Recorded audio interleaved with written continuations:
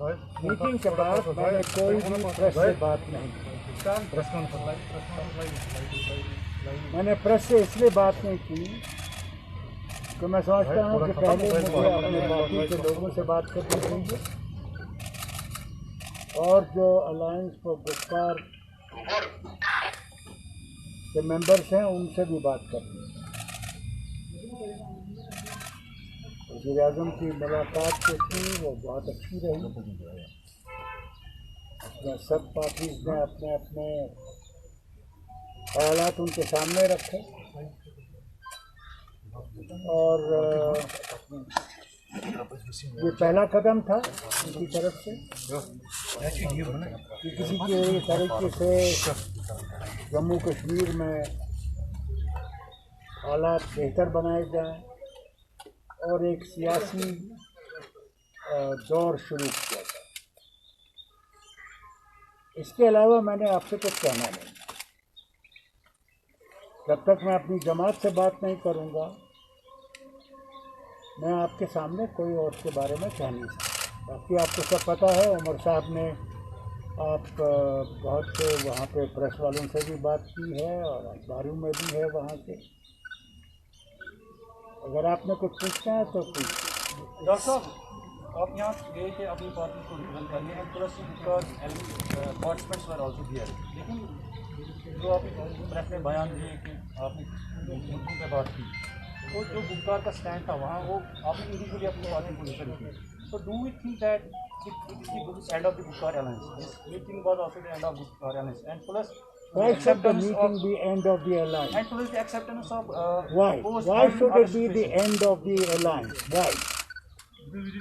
Because nobody spoke as spokesman of Gupkar. You spoke देखिए on individual. I didn't speak as a Gupkar. हमें वहाँ पे alliance के हमें वहाँ पे अलायंस के तौर पे नहीं बुलाया गया था। अगर बुलाया गया होता तो अलायंस की तरफ से एक ही वहाँ पे बात करने के लिए बुलाए गए होते। वहाँ पे जो पार्टीज हैं उन्हें वहाँ दावत दी गई। वहाँ पे नेशनल कॉन्फ्रेंस, पीडीपी और सीपीआईएम जो गुप्कार अलायंस के मेंबर्स हैं उन्होंने मीटिंग में शिरकत की। लेकिन मीटिंग में शिरकत करके हमने कोई ऐसी बात नहीं की जो गुप्कार अलायंस के एजेंडा के बाहर रही हो। आखिरकार गुप्कार अलायंस ने क्या कहा है कि 5 अगस्त 2019 को हम कबूल नहीं करते और इसके लिए जो हमें कॉन्स्टिट्यूशनली, पीसफुली, लीगली, पॉलिटिकली जो हमें करना होगा इसको अंडू करने के लिए वो हम करेंगे। अब ये बात वहाँ करके या मीटिंग से बाहर आके प्रेस के सामने कह के तो गुप्कार अलायंस का जो एजेंडा है वो अंडू कहाँ पे हुआ? ना वहाँ जाके किसी ने भी वज़ीर आज़म से ये कहा कि ना अब 5 अगस्त मतलब हम में से जो गुप्कार अलायंस के मेंबर्स हैं वहाँ पे किसी ने तो ये नहीं कहा ना आपके पास 5 अगस्त को हम कबूल करते हैं, आगे बढ़िए। हमने कहा ना कि हम वहाँ लोग नाराज़ हैं, इस फैसले से खुश नहीं हैं, वो चाहते हैं कि तब्दीली हो। लेकिन अब हमें लोगों को धोखा भी नहीं देना है। हम अगर लोगों को ये कहें कि ना कि हम 5 अगस्त के फैसले का रिवर्सल जो है मोदी साहब से ही हासिल करेंगे, वो लोगों को धोखा होगा ना। जिन्होंने हमसे लिया, हम क्या लोगों को यही धोखा दें कि उन्हीं से हम वापस हासिल करेंगे? और साफ अल्फाजों में वज़ीर आज़म साहब के सामने न सिर्फ महबूबा मुफ्ती साहिबा ने, फारूक साहब ने भी ये कहा ना बीजेपी को 70 साल लगे अपना 370 को हटाने का एजेंडा कामयाब कराने में। हमें अगर 70 हफ्ते, 70 महीने या जितना टाइम लगेगा, हम अपने मिशन से पीछे नहीं हटेंगे। तो साफ अल्फाजों में जो हमें कहना था कह दिया और वज़ीर आज़म साहब ने सुना। और क्या चाहते हैं आप? Umar Saab, do we see the 70% of what Home Minister said in his press conference was about delimitation commission, and he insisted that this process should start. So after the meeting, do you think that now it is clear that as you participated in a meeting in Delhi, you will participate in the process of the delimitation? As far as the delimitation commission is concerned, the party has made it very clear. They have authorized Dr. Saab to take a view as and when necessary.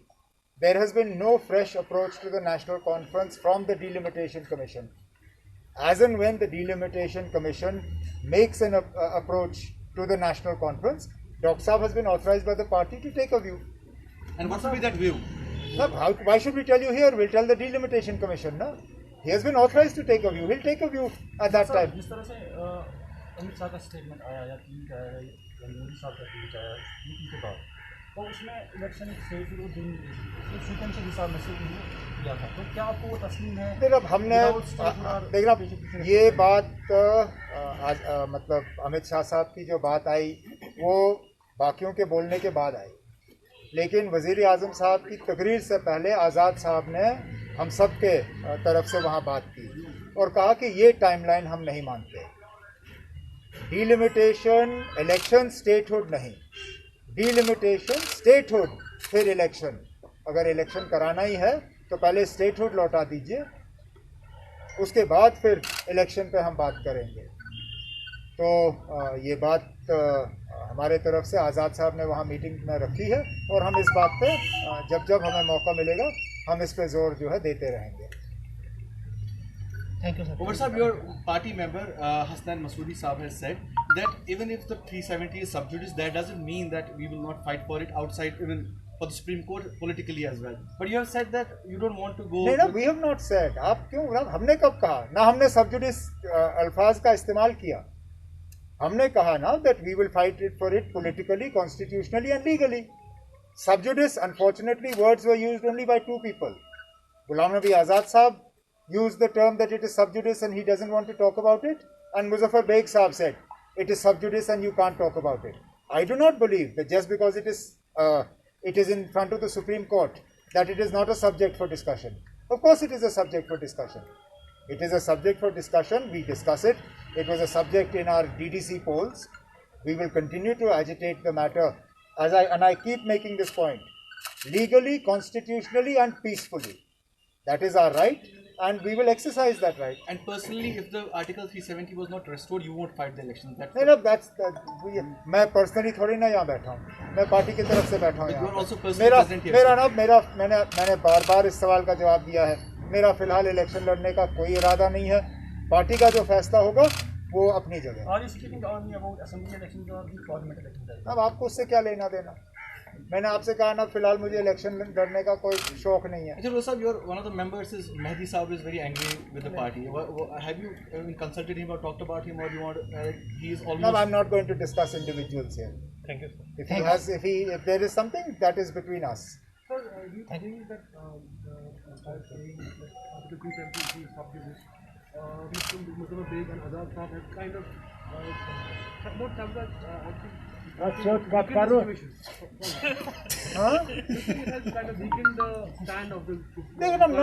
Neither of them are members of the Gupkar Alliance. Neither Muzaffar Beg was a member of the Gupkar Alliance. Now he is not. In fact, he very openly said in the meeting with the Prime Minister that he has no political allegiance and that he doesn't belong to any political party. Azad Saab belongs to the Congress party. They have their own view. But their view is not binding on us and it's not binding on the Gupkar Alliance. Just because the matter is in front of the Supreme Court, so many matters are in front of the Supreme Court. Does that mean we stop talking about them? For the longest time, Babri Masjid demolition was in front of the Supreme Court. Did the BJP stop talking about it? They continue to press their agenda on Ram Temple, and therefore, even if the matter is sub judice or in front of the Supreme Court, that does not stop us from stating our point of view, and we will continue to do that. Last one. Supreme court में सारा है, क्योंकि आप जो जम्मू कश्मीर वो आपने challenge किया supreme court में, तो all this things election state would follow after that, वो उसी के दायरे में तमाम आते हैं। वो तो वैसे तो बहुत कुछ करेंगे और उसको कबूल नहीं करेंगे। Because you have challenged the entire. No, we have challenged the entire thing now, but that doesn't mean we stop.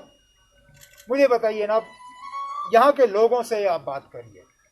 अगर जम्मू कश्मीर की आवाम हमें ये कहती है कि ना जब तक सुप्रीम कोर्ट का फैसला नहीं आता है तब तक हमें कोई फर्क नहीं पड़ता अगर अस्पताल का कामकाज रुक जाए, अगर कोई डीसी किसी आम कश्मीरी को गिरफ्तार करे, सिर्फ ये उसकी खता थी कि उसने कहा कि मैं लोकल अफसर से बात कर सकता हूँ, बाहर वाले मुझे समझते नहीं हैं, और उसके लिए जेल भरा गया उसको. जो सख्ती हो रही है, जो बार बार यहाँ लोगों को तंग किया जा रहा है, बंद किया जा रहा है, ये सब हो रहा है. यहाँ जो एक ब्यूरोक्रेटिक अनचेक्ड एडमिनिस्ट्रेशन है, अगर जम्मू कश्मीर के लोग ये पसंद करते हैं और कहते हैं ना हमें ये बिल्कुल ठीक है, ये ऐसा ही रहने दीजिए जब तक सुप्रीम कोर्ट का फैसला नहीं आता, हम हाथ ऊपर कर लेंगे ना. लेकिन अगर यहाँ के लोग राहत की सांस चाहते हैं, अगर यहाँ के लोग चाहते हैं कि फील्ड में अफसर वो हो जो उनकी बात कर सके, जो उनकी बात सुन सके, समझ सके, जो उनके बच्चों की तालीम की उनकी फिक्र हो, उनके सेहत की फिक्र हो, तो फिर मुझे लगता है कि गाड़ी दोनों पटरी पे चल सकती है. वो लड़ाई हम छोड़ेंगे नहीं, लेकिन जहाँ जहाँ हम लोगों को थोड़ी बहुत मुसीबत से निकाल सकते हैं, निकालना चाहिए ना. Dr. Sir, were you conveyed for when will the next meeting be, or when will the engagement? How will it go forward? Any kind of Nothing is I fixed. tell you one, honestly, No, don't do too much honesty. I am very frank about that. The meeting took place in a good atmosphere. It took place, and I made it very clear. The first Prime Minister of India promised us plebiscite, but went back on it. Narasimha Rao ji, before election, promised us autonomy and said sky is the limit, but not independence. We said we have never asked independence, we've asked for autonomy. He promised us on the floor of the house. Where is it? Thank you. So I said frankly, there is a level of mistrust, and that mistrust has to be removed. How you remove it, you have to take that. That is why even Dr. Karan Singh today, if you read the newspaper, has said that statehood must be brought forward. So let's not jump. Let's see what they do. How do they remove that mistrust? Or will they continue that mistrust? What makes you hopeful now? I cannot say more than this.